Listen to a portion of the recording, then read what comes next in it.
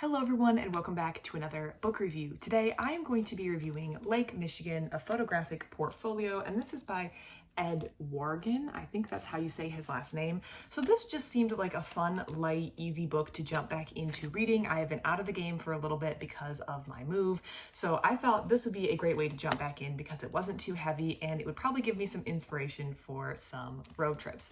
Yes, my wardrobe door is open. That's because my cat is in there and she wants the door open so she can lay in there, but she doesn't want to be shut in there. So my life is ruled by this cat so she can just stay in there and be happy. I'm going to discuss briefly my thoughts on this book and also show you some of my favorite photographs that came from this book. So the book is set up with a beginning section, which is an introduction where the author talks about his experience taking these photographs. This is only 15, 16, 20 or so pages, which looks like this. And that just includes some basic information about Lake Michigan, as well as his adventures taking these photographs. Then the middle section, or the primary part of this book, is just the photographs, which have the picture and the location that it's taken in. And then very conveniently at the back of the book is located a map. So if you're not familiar with the region, or if you like a photograph from a particular region and you'd want to visit, if this inspires a road trip, you have this section in the back which numbers all of the locations where these photographs were taken around Lake Michigan, and there is a helpful guide so you can figure out where you would like your next road trip to be. So that is the basics of this book. The beginning section was really interesting. I learned some stuff that I didn't know. So for those of you not familiar with Lake Michigan, it is one of the Great Lakes located in the United States. It is actually the only all-American Great Lake. So all the other Great Lakes also share a border with Canada in some way, but Lake Michigan is only bordered by states within the United States. It is the third largest Great Lake, and it is the sixth largest freshwater lake, I believe, in the whole world. So it is quite large. And it's really cool. If you haven't had a chance to visit, I really recommend checking out either Lake Michigan or one of the Great Lakes. They're all very interesting and very impressive to see. The author at the very beginning of the book talks a little bit about the history, including the fact that, and this was something I didn't know, one of the names that was cycled through before landing on Lake Michigan was Lake of the Stinking Water, which I don't think Lake Michigan smells that particularly bad. Sometimes you get, it smells like lake, but I felt like I've never had an experience where I felt like Lake Michigan smelled particularly bad, so I'm not sure how they came on that name, but there were some names that were cycled through before Lake Michigan stuck, so that was interesting. There's a little bit of like geographic information and historical information, and then a lot about the author's adventures going through the process of taking these photographs.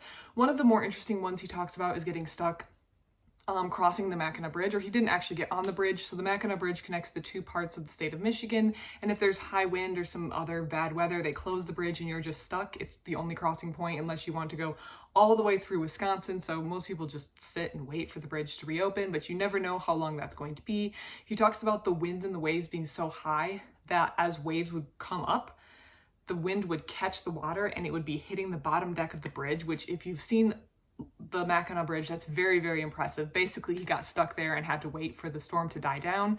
He talks a lot about mishaps that he has on these adventures, which kind of correlates to one of my beliefs, which is the best part of a road trip is never going to be the part you planned. It's not something on your itinerary. It seems like when I take a road trip, the most memorable part or the most interesting part is never a pre-planned itinerary stop or a tourist destination. It's always some other little thing that happens.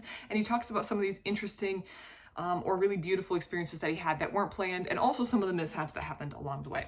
But that's the beginning, and he doesn't take too long rambling on and on about his process, although it is very interesting. He just quickly gets in, after it looks like 25 pages, into the photography. So now I'm going to show you some of my favorite pictures from this collection. This is just very pretty. I find that this photographer seems to like light conditions either at the end of the day or the beginning of the day, or like, let's say, unique light conditions, not just like regular light conditions, if that makes sense. Here's a foggy day on Indiana Dunes National Lakeshore. I love the Indiana Dunes National Lakeshore. It is a national park per se. You need a national park pass to get in, but it is 100% worth the price. I visit it quite regularly and it is very nice. I feel like it's a hidden gem. Something else that I've noticed in photography is that these people who are skilled, so here's one, this is in Door County, Peninsula in Wisconsin is a skilled photographer can capture the feeling of a place in a way that someone who isn't skilled like myself cannot. So if I saw this beautiful scene, I would just point my camera and take a picture, but my pointing the camera and taking a picture wouldn't capture the feeling. So when I look at the photo on my phone later, I think, yeah, that's what it looked like, but a skilled photographer captures the feeling behind the picture, if that makes sense. And that's a skill that I think it can be developed, but I think some people are just naturally better at it than others. These were from all the different states surrounding Lake Michigan, so we have a good equal spread, good representative. I did see a lot from this Door County or Door Peninsula, which is in Wisconsin, which is this kind of bony part that sticks up into Lake Michigan, and it makes me want to visit. It's an area I haven't had the chance to get to because it's kind of out of the way. You have to make an intentional trip to go up there. But I would like to see it because it seems like there's a lot of cool stone or stone formations in that region. Here's one from Silver Lake State Park. I like this one. We see again more stone. That's probably from Door County Peninsula. Here's more.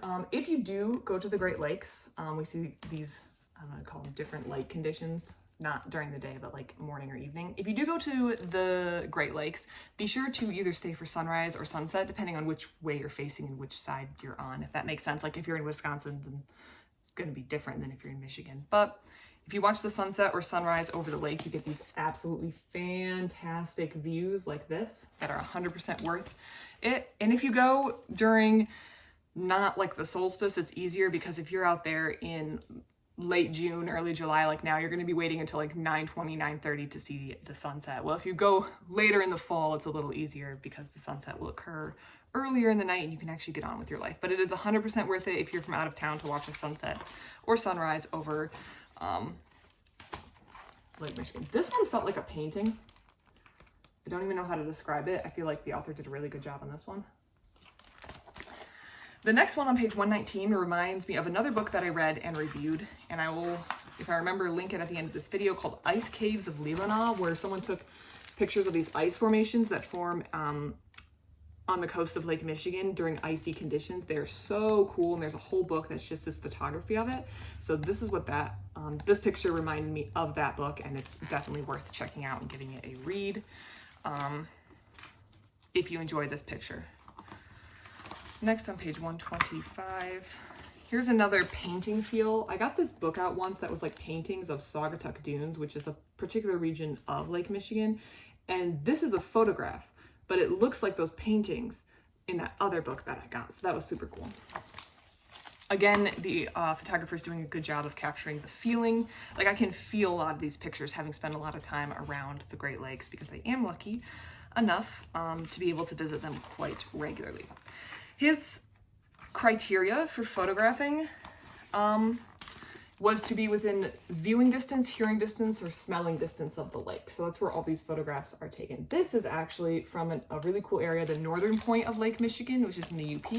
Now I don't speak French, so I will probably butcher it, but it's, I think it's pronounced, oh, you can't see it, Sichois, maybe? It is French. But this is actually a really cool area. It's calm in this picture, but I went on a stormy day and it was very cool to see. Of course, if you're in or near these lakes on stormy days, please be careful. The lakes can be quite dangerous and people do drown every year. So don't do anything stupid if the waves are quite high. Again, just absolutely fantastic summer sunsets or sunrises. I've also had the opportunity to view sunrises over Lake Huron and Lake Superior. And for our final pictures, we have these again, the sunrise, maybe the sunset, this should be sunset, golden hour sort of view. And of course, if any of these strike your fancy, there is the map in the back. So this was a fun book to look through. Of course, whenever I read a book like this, I always wind up wanting to go take a road trip. That's how these things kind of work. So this has inspired me to take another road trip and see the sunset or sunrise over Lake Michigan sometime soon. If you're looking for fun, beautiful photography of one of the Great Lakes, Lake Michigan, A Photographic Portfolio by Ed Wargin would be perfect. It's a great light summer read, so if you're not looking for anything too heavy in these summer months, definitely check this out. I thought it was super fun. I had a great time reading it, and I do recommend. Please let me know which photographs in this book you like, if you're familiar with this photographer and his work, or if you have anything else you would like to recommend. Please let me know in the comment section down below. I love to receive all of your comments. Thank you so much for watching, and I hope you have a great rest of your day.